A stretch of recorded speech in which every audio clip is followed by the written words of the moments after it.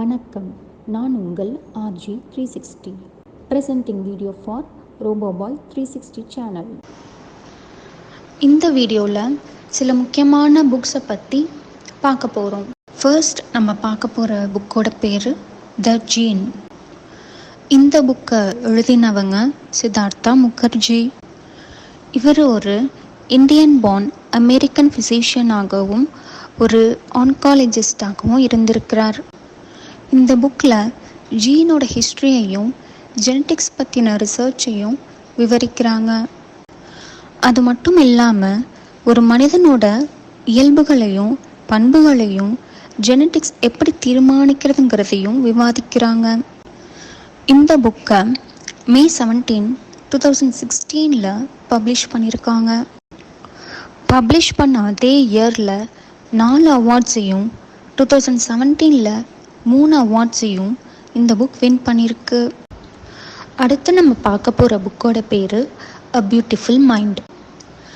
John Nash என்பவரோட life ஸ்டோரியை சொல்லும் விதமாக இந்த புக் அமைஞ்சிருக்கு. இவர் ஒரு பிரில்லியண்ட் ஸ்டூடெண்ட்டாக இருந்தாலும் ஸ்கைசோஃப்ரெனியா எனப்படுற மென்டல் டிஸார்டர் நோயால் பாதிக்கப்பட்டாராம்.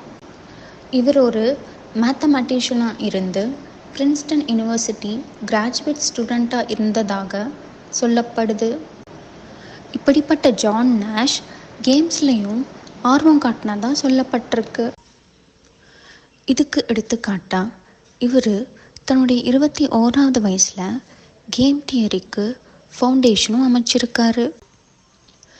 இந்த புக்கில் ஜான் நாஷோட மனைவி எலைசா லேண்ட் நாஷ் இவருக்கு எவ்வளோ ஹெல்ப்ஃபுல்லாக இருந்திருக்காங்கன்னு சில்வியா நாசர் ரொம்பவே அழகாக சொல்லியிருப்பாங்க. ஒரு அரிஸ்டோக்ராட்டிக் அண்ட் ஸ்டன்னிங் லேடியாக இருந்த எலைசா நாஷ் MITயில் ஃபீமேல் ஃபிசிக்ஸ் மேஜராக இருந்திருக்காங்க. அப்போதான் எலைசா நாஷ் ஜான் நாஷை சந்திச்சிருக்காங்க.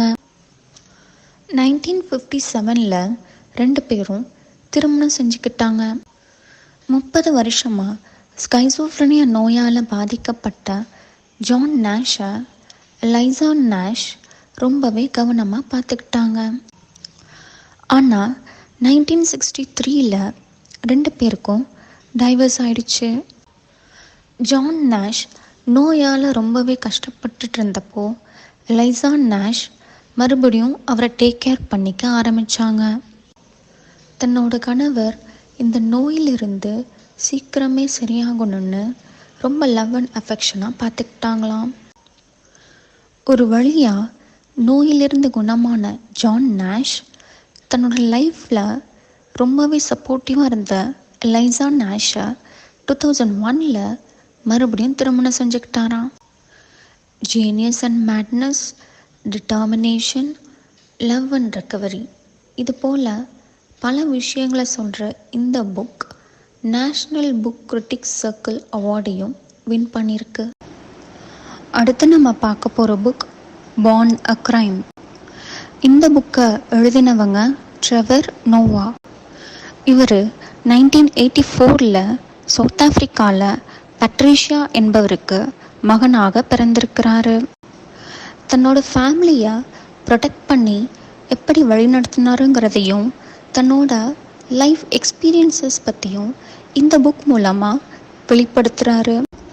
இவர் ஒரு ஒயிட் ஃபேமிலியிலிருந்து வந்து பிளாக் ஃபேமிலி பாரம்பரியத்தோடு வாழ்ந்தார். இப்படி இவர் வாழ்கிறது அப்போ இருந்த கவர்மெண்ட்டுக்கும் சொசைட்டிக்கும் சட்ட விரோதமாக தெரிஞ்சுது. இதனால் இவர் எல்லாருக்கும் மறைமுகமாக வாழும் சூழ்நிலையில் இருந்தார். இப்படிப்பட்ட சுச்சுவேஷனை தன்னுடைய எக்ஸ்பீரியன்ஸஸ் வச்சு பலவிதமான கல்ச்சர்ஸ் மூலமாகவும் லாங்குவேஜஸ் மூலமாகவும் பிளாக் அண்ட் ஒயிட் பீப்புளை தவிர பல கம்யூனிட்டிஸை ஒருமைப்படுத்தியிருக்கிறாரு. இப்படிப்பட்ட மாற்றத்தை உண்டாக்கின ட்ரெவர் நோவா ஒரு தைரியமான இண்டிபெண்ட் ஆஃப்ரிக்கன் அமெரிக்கனாக இந்த புக்கில் வெளிப்படுறாரு. அடுத்து நம்ம பார்க்க போகிறது த ரைட் பிரதர்ஸ் அப்படின்ற ஒரு புக்கு பற்றி தான். இந்த புக்கோட author McCullough. Orville Wright, Wilbur Wright அப்படின்ற இந்த 2 பேரோட பயோகிராஃபிக்கல் ஹிஸ்ட்ரியை சொல்கிறது தான் the Wright Brothers. First successful powered ஏர்க்ராஃப்டை கண்டுபிடிச்ச இவங்க 2 பேரும் ஒரு சாதாரண குடும்பத்துலேருந்து வந்தவங்க தான். இந்த புக்கில் ரைட் பிரதர்ஸோட பர்சனல் டெவலப்மெண்ட் பற்றி சொன்னாலும் நமக்கு தேவையான எல்லாவற்றையும் நாமளே உருவாக்கிக்கணுங்கிறதையும் இந்த புக் மூலமாக வெளிப்படுத்துகிறாங்க. நம்ம லைஃப்பில் வர ஃபெயிலியர்ஸ் அண்ட் அப்டக்கிள்ஸை மாற்றி ஒரு சக்ஸஸ்ஃபுல் பாத்வேவாக அமைச்சிக்கணுங்கிறதையும். அடுத்து நம்ம பார்க்க போகிற புக் த லீன் ஸ்டார்ட் அப். இந்த புக்கை எரிக் ரைஸ் என்பவர் எழுதியிருக்கிறாரு. தொழில் அதிபர்களுக்கும் பிஸ்னஸ் லீடர்ஸ் அப்புறம் இன்னோவேட்டிவாக சில கம்பெனிஸை ஸ்டார்ட் பண்ணணும்னு நினைக்கிறவங்களுக்கும் இந்த புக் ரொம்பவே யூஸ்ஃபுல்லாக இருக்கும். இந்த புக்கில் Eric Ries lean start up அப்படின்ற ஒரு புதிய பிஸ்னஸ் மெத்தடாலஜியை கொண்டு வராரு. எரிக் இதில் பில்ட், மெஷர், லேர்ன் அப்படின்ற ஃபீட்பேக் லூப்பையும் இன்ட்ரடியூஸ் பண்ணுறாரு. இந்த மெத்தடாலஜியோட முக்கியத்துவம் ஒரு பிஸ்னஸ் ப்ராடக்ட் டெவலப்மெண்ட் டைமையும் அதுக்கு தேவையான ரிசோர்ஸையும் கம்மி பண்ணி ஒரு பிஸ்னஸ் பீப்புளோட சான்சஸ் ஆஃப் சக்ஸஸை இன்க்ரீஸ் பண்ணுறது தான். இந்த அப்ரோச் மினிமம் வயபிள் ப்ராடக்டை க்ரியேட் பண்ணவும் அந்த ப்ராடக்டை ரியல் கஸ்டமர்ஸ் கிட்டேருந்து கிடைக்கிற ஃபீட்பேக்கை வச்சு ஒரு பிஸ்னஸ் மாடலையும் பிஸ்னஸ் ப்ராடக்டையும் இம்ப்ரூவ் பண்ண உதவுது. உங்களுக்கு இந்த கண்டென்ட் பிடிச்சிருந்தா என்னோட ரோபோபாய் 360 சேனலை லைக் பண்ணுங்கள், ஷேர் பண்ணுங்கள், சப்ஸ்கிரைப் பண்ணிக்கோங்க.